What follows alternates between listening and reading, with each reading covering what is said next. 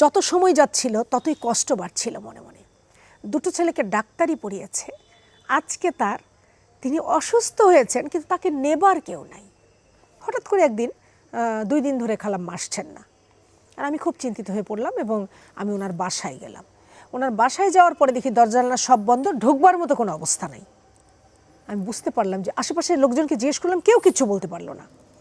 তো আমি পুলিশের শরণাপন্ন হলাম এবং সেখান থেকে দরজা ভেঙে যখন আমি ভিতরে ঢুকলাম, সবচেয়ে খারাপ অবস্থা।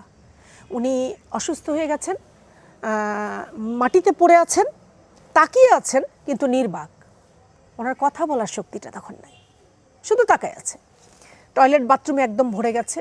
আমি খুব দ্রুত একটা বিছানার চাদর বা কি একটা বড় জিনিস টান দিলাম, টান দিয়ে ওনাকে ঢেকে দিয়ে পুরাটা মুড়িয়ে আমি পুলিশকে একটু বললাম যে ভাই আপনারা আমাকে একটু সাহায্য করেন, ঢাকা মেডিকেলে একটু নিয়ে চলেন। ওনারা আমাকে সাহায্য করলেন এবং অতি দ্রুত আমি ওনাকে নিয়ে চলে গেলাম।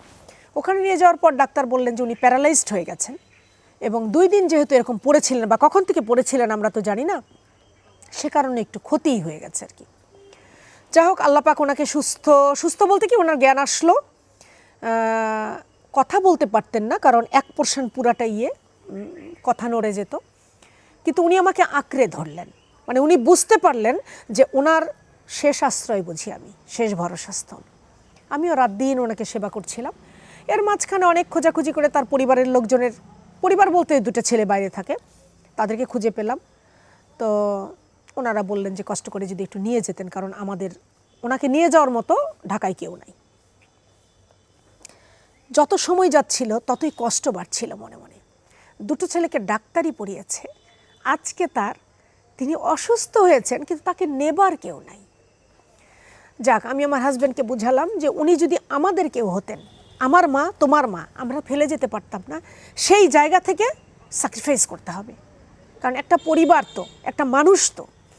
আমরা ওনাকে নিয়ে আসলাম। ডাক্তার বলল যে যতদিন বাঁচবেন এভাবেই বাঁচবেন, খুব একটা ইমপ্রুভ হবে না। নিয়ে আসলাম, বাসায় নিয়ে আসলাম, ওনার সেবা শুরু করলাম। ছেলে দুটা বেশ প্রায় 15-20 দিন পরে তারা আসলো বাইরে থেকে। সবচেয়ে দুঃখজনক হলো তারা তো মার সঙ্গে কোনো কথা বলতে পারছে না, কিংবা কথা বললে উনি শুনছেন কিনা বোঝেন কিনা তাও তো আমরা বুঝতে পারছি না। যেখানে যেখানে স্বাক্ষর করে নিতে হয় সেটা নিল, যেখানে যেখানে টিপ সই করে নিতে হয় সেটা নিয়ে আমাকে বলল যে আপনি একটু দয়া করে বড় বোনের মতো, আপনি আমাদের বোনের মতো, আমার মেয়ের মা হয়ে, আমার মায়ের মেয়ে হয়ে আপনি একটু যদি আমাদেরকে, এই অবস্থাতে আমার মাকে আমরা কোথাও নিতে পারবো না। মানে তখন আমার মনে হলো যে আসলে আমি ওনার মেয়ে, আর তো কিছু করার নাই। তো ওনারা বললেন প্রত্যেক মাসে আপনার সঙ্গে যোগাযোগ করব এবং মেডিকেলের যে খরচ বা একটা অনেক বড় খরচ, তো সব কিছু আমরা দেবো আপনাকে, আপনার কোনো চিন্তা নেই। আমি ওনার জন্য একটা কাজের লোক রাখলাম, কারণ আমি তখন জব করি। আমি ব্যাংকে যাব না ওনাকে দেখব, একটা টাইম তো মাঝখানে পড়ে।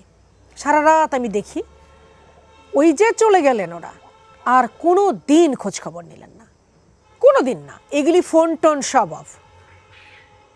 তো সেইখান থেকেই এত কষ্ট হলো। উনি 6টা মাস বেঁচে ছিলেন, 6টা মাস আমার কাছে ছিলেন। আমি সত্যি এখনও ওনাকে মাই মনে করি, যে আমার মাই হয়তো আমার কাছে আসছিল।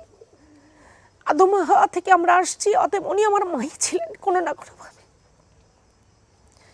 ওনার মৃত্যুর পরে উনি যখন মারা গেলেন, তখন আমার ভিতরে হলো মানুষ তো এরকম অসহায় আছে, এই অসহায় মানুষগুলোকে বাঁচাতে হবে।